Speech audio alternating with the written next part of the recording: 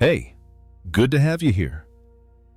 This is your space for curious minds, for people who love to pause, reflect, and see the world from a new angle. So, take a breath, and let's get into it. Before the first city rose from the dust, before language found its sound, the earth was already old and full of secrets. We think we know our beginning, a story written in bone and stone. A few million years ago, our ancestors stood upright beneath the African sun. They learned to chip stone, to hunt, to dream. From them came us, Homo sapiens, the thinkers, the builders, the storytellers. It's a clean story, a proud one. A story we've told ourselves so often, we stopped asking if it was complete. But what if the truth is older? Older than the bones, older than the deserts? What if we are not the first, but the latest? In the late 20th century, two seekers, Michael Cremo and Richard Thompson, began to question that official story. They weren't treasure hunters or archaeologists in the field. Their shovels were words, their maps were forgotten archives. They searched not through soil, but through time itself. In the yellowed pages of forgotten reports, in the dim storage rooms of old museums, they found something strange.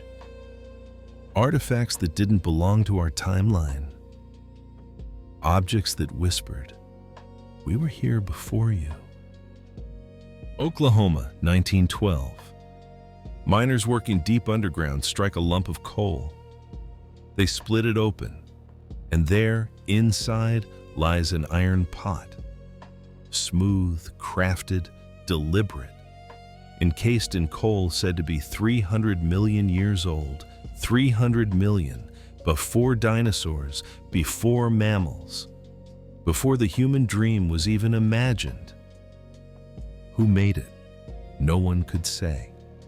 So it was quietly noted, quietly dismissed, and soon forgotten.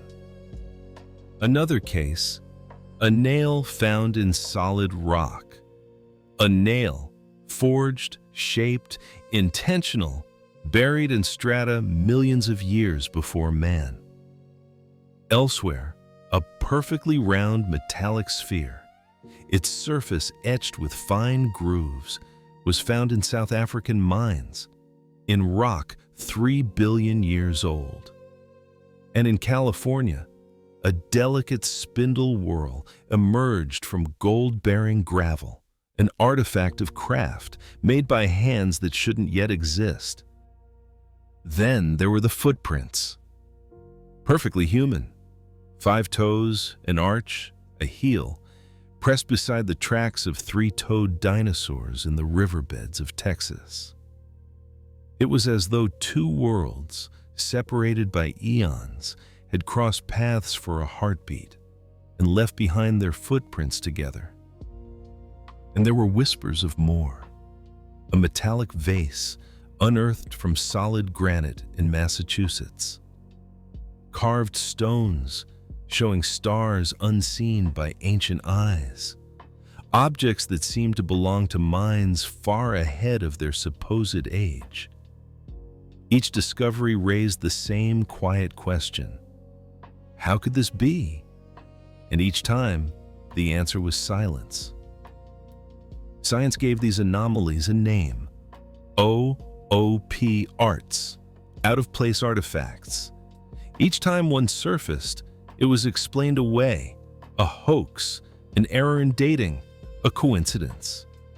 And so, piece by piece, they slipped through the cracks of history, filtered out, forgotten. Cremo and Thompson saw a pattern, not a fraud, but a filtering. They called it the knowledge filter. The idea was daring and dangerous. Science, they said, is not a pure mirror of truth. It's a living story, built within boundaries, guided by what we already believe.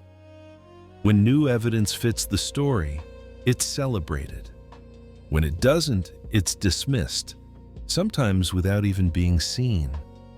Not out of malice, but out of habit.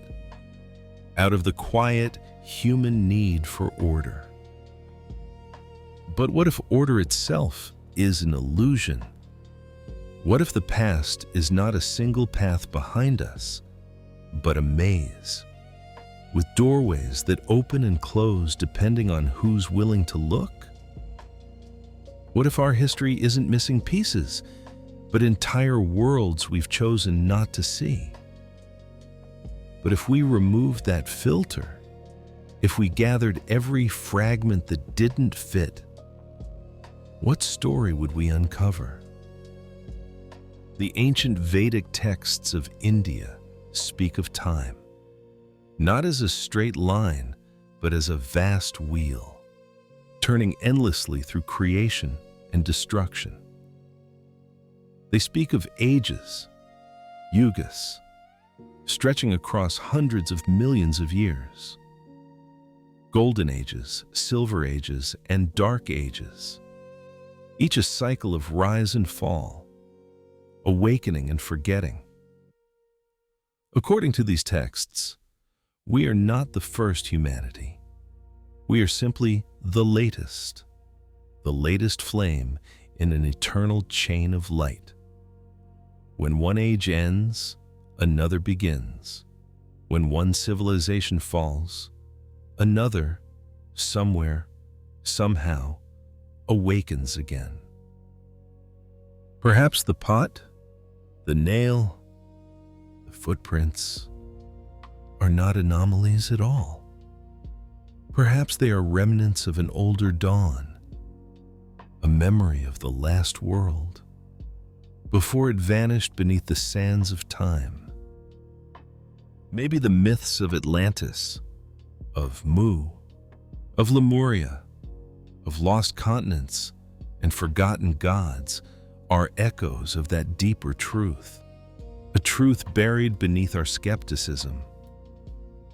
The scientific establishment rejected these claims, calling them pseudoscience, calling them fantasy. And maybe they are right. Maybe these are nothing but misread stones and hopeful dreams. But still, the question lingers. How much of what we call knowledge is discovery, and how much is selection?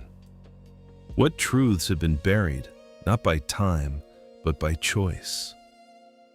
Maybe the history of humankind is not a ladder climbing ever upward, but a wheel, turning through endless rebirths. Maybe we have risen before. Maybe we have fallen before. Maybe this world, this moment, is just one more chapter in a book without beginning. And if that's true, then the past is not dead. It's only sleeping, waiting for us to remember. So listen closely to the myths, to the whispers in the stones, to the strange discoveries that refuse to disappear.